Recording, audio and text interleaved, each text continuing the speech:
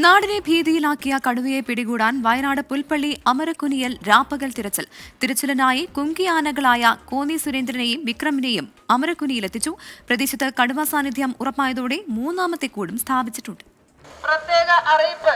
അമരക്കുനി ഭാഗത്ത് കടുവയുടെ സാന്നിധ്യമുള്ള മേഖലകളിൽ വനം വകുപ്പ് പല സംഘങ്ങളായി തിരച്ചിൽ നടത്തുന്നതിനാൽ പ്രദേശവാസികൾ ജാഗ്രത പുലർത്തണമെന്ന് അഭ്യർത്ഥിക്കുന്നു.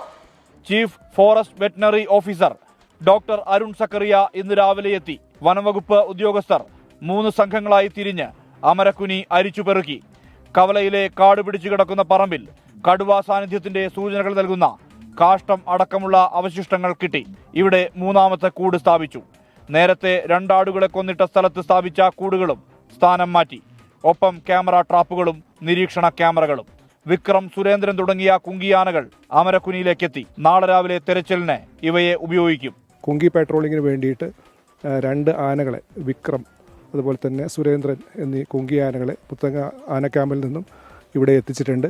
കുങ്കി പെട്രോളിംഗ് നാളെ ആരംഭിക്കുന്നതാണ്. അതുകൂടാതെ തെർമൽ ഡ്രോൺ ഉപയോഗിച്ചിട്ടുള്ള പരിശോധനയും നമ്മൾ രാത്രികാലത്ത് നടത്തുന്നതാണ്.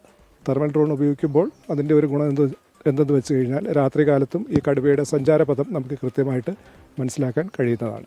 കുറ്റിക്കാടുകളും കാപ്പിത്തോട്ടങ്ങളും നിറഞ്ഞതാണ് അമരക്കുനി. കടുവ ഇറങ്ങിയതോടെ കാപ്പി പറിക്കുന്നതുൾപ്പെടെയുള്ള ജോലികൾ നിർത്തിവച്ചിരിക്കുകയാണ് നാട്ടുകാർ. വനം വകുപ്പിന്റെ ദൗത്യം വിജയിച്ചാൽ മാത്രമേ ഇവർക്ക് സ്വസ്ഥമായ ജീവിതം വീണ്ടെടുക്കാൻ കഴിയൂ. കടുവ അവസാനം ക്യാമറ ട്രാപ്പിൽ കുടുങ്ങിയത് 2 ദിവസം മുമ്പാണ്.